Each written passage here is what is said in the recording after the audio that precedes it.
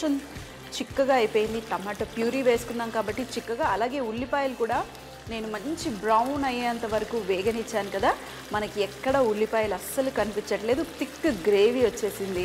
ఇప్పుడు నేను ఇందులో ఇంకొంచెం వాటర్ వేసుకుని ఈ బెండకాయని అలాగే మిగతా ఈ మటన్ని ఇంకొక 10 మినిట్స్ వరకు ఉడకనిచ్చేసి వేడి వేడి అన్నంతో సర్వ్ చేస్తే టేస్టీ అయిన, అందులో వెజిటేరియన్ ఉంది అలాగే నాన్ వెజిటేరియన్ ఉంది, రెండు ఉన్నాయి. రెండు పడేయకుండా హ్యాపీగా తినొచ్చు. మరి ఒక్కసారి మన మటన్ బెండి కర్రీని చూసేద్దాం. చూడండి, ఆయిల్ కూడా పైకి తేలుతుంది. ఎక్కువగా ఆయిల్ కూడా నేను వేసుకోలేదు, కొంచెమే వేసుకున్నాను ఆయిల్. మన ఇంట్లో చేస్తున్నప్పుడు ఎందుకు ఎక్కువగా ఆయిల్ వేసుకుని కొలెస్ట్రాల్ పెంచుకోవాలి, కొంచెం తక్కువగా ఆయిల్.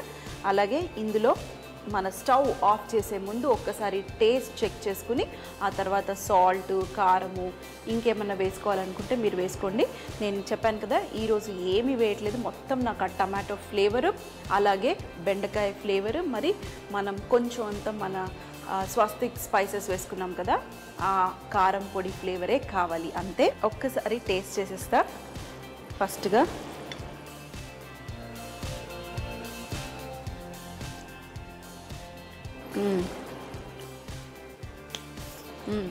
బాగుంది. కొంచెం సాల్ట్ పడుతుంది, అలాగే కొంచెం కారం కూడా, కొంచెం ఎక్కువ కాదు.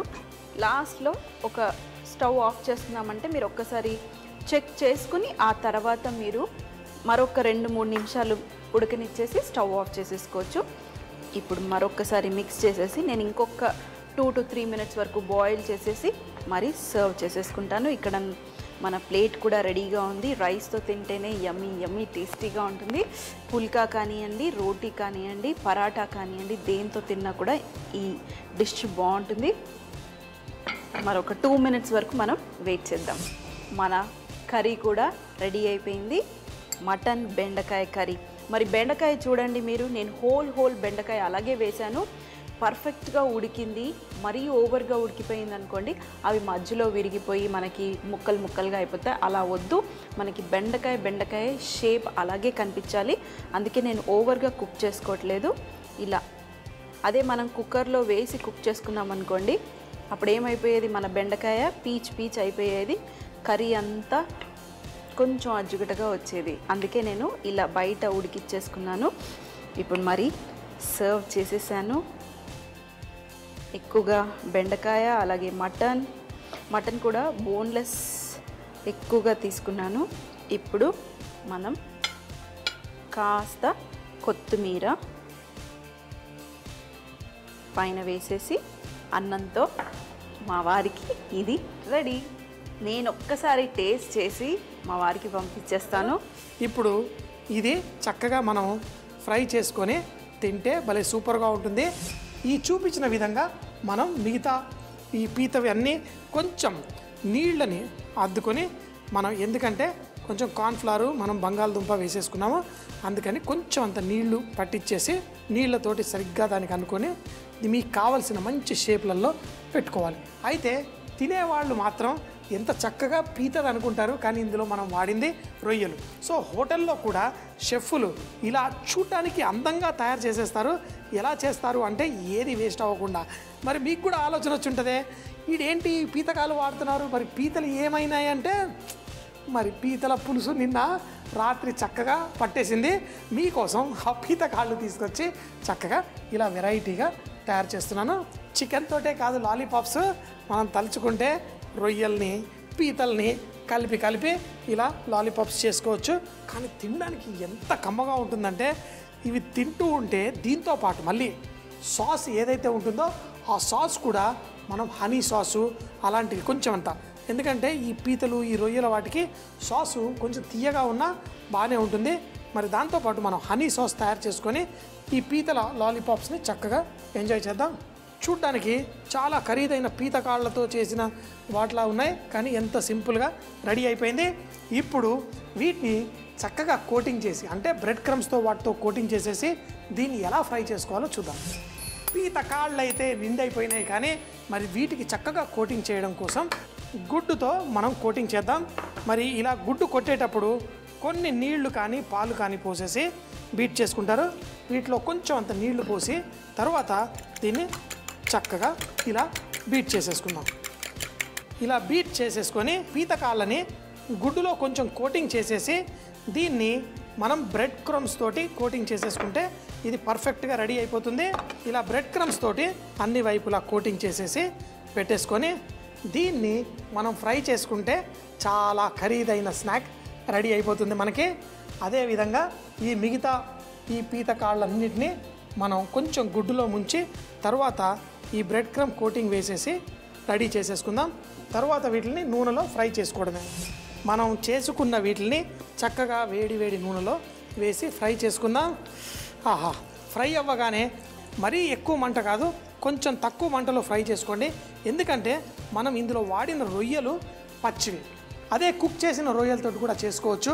కానీ మీకు లోపల మంచి టేస్ట్ రావాలంటే అలా పచ్చి రొయ్యలు నేను చూపించిన విధంగా చేసుకుంటే మీ ఆ రొయ్యలు పర్ఫెక్ట్గా ఉండి చాలా చాలా టేస్టీగా వచ్చేస్తుంది. వీటిని మంచి బంగారు రంగు వచ్చేంత వరకు ఫ్రై చేసుకొని ఒక్కొక్కటి తింటుంటే ఆహా ఏంటి ఇంత సూపర్గా ఉంది, మరి ఎప్పుడు చూపించలేదు అంటే చాలా కొత్త కొత్త రకాల వంటలు మీకు చేసి చూపిస్తూనే ఉంటాం. మీరు ట్రై చేసుకోండి. ఇలా ఫ్రై చేసుకునేటప్పుడు కొంచెం జాగ్రత్తగా చూడండి. ఇవి ఫ్రై అవుతున్నప్పుడు ఎంత పర్ఫెక్ట్గా ఉన్నాయో. వీటిల్లో కొన్నిసార్లు అంటే చీజ్ మనం మెల్ట్ అయిపోయే చీజ్ కాకుండా కొంచెం స్టబ్బన్ చీజ్ ఉంటుంది, ఆ చీజ్ కూడా మనం వేసుకోవచ్చు. అయితే చీజ్లో కొన్ని పొడి రకాల చీజులు కూడా ఉంటాయి, పొడి పొడిగా ఉంటాయి, అవన్నీ వేసి చేసుకోవచ్చు. మంట మరీ ఎక్కువ పెట్టకుండా కొంచెం మీడియం హీట్లో కనుక మనం ఫ్రై చేసుకుంటే ఇవి పర్ఫెక్ట్గా చక్కగా వచ్చేస్తాయి. ఫ్రై చేసుకునే అంటే రొయ్యలు మామూలుగా కుక్ చేస్తే ఒక 2 నిమిషాల కంటే ఎక్కువ కుక్ చేస్తే బాగోదు. కానీ ఇలా ముద్దలాగా ఉన్నప్పుడు అది మనకి ఒక 4-5 నిమిషాలన్నా మనకి నూనె ఇలా ఫ్రై అయినప్పుడే మనకి చక్కగా లోపల కూడా కుక్ అయిపోతుంది. చూడటానికే చూడండి ఎంత గుమగుమలాడుతూ సూపర్గా ఉందో. ఇవన్నీ నేను చేయడం కాదు, ఇళ్లల్లో కూడా మీరు చేసి మన గెస్ట్లని వాళ్ళని సర్ప్రైజ్ చేయాలి మన ఇంటికి వచ్చినప్పుడు. చూడండి మరి ఈ పీతలు చక్కగా రెడీ అయిపోయాయి బంగారు రంగుతో ఎంతో పర్ఫెక్ట్గా. సో మిగతావి కూడా మనం ఫ్రై చేసేసుకుందాం. మరి లాలీపాప్లో ఈ రొయ్యలు పీతలతో లాలీపాప్ మనకు రెడీ అయిపోయింది. చూడండి చాలా వేడివేడిగా ఉంది.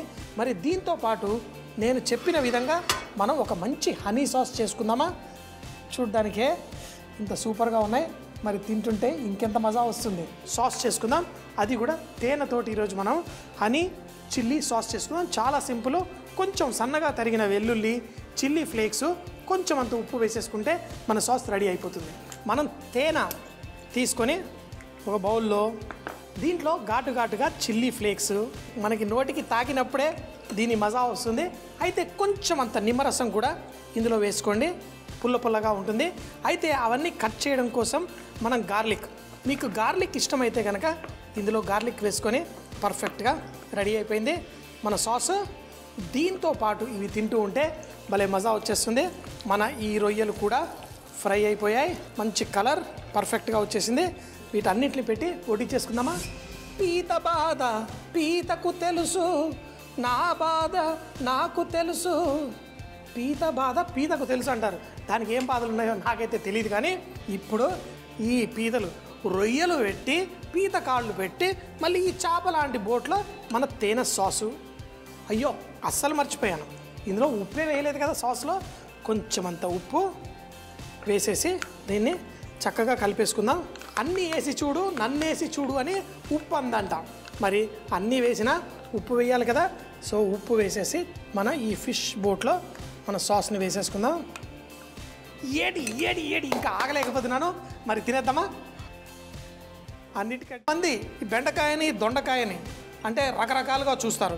కొంతమందికి బెండకాయ ఇష్టం ఉండదు, ఎందుకంటే జిగురు బయటకు వచ్చేస్తుందని. దొండకాయ వేపుల్లో అయినా కానీ దాంట్లో కొంచెం తినడానికి మనకి స్ట్రెంగ్త్ ఉంటే బాగుంటుంది. చేసే ముందు మాత్రమే ఈ కూరగాయల్ని మనం ఇలా చక్కగా వేడి వేడి నూనెలో మనం వేసి ఫ్రై చేసుకుందాం. కరకరలాడుతూ వినిపించిందా సౌండ్.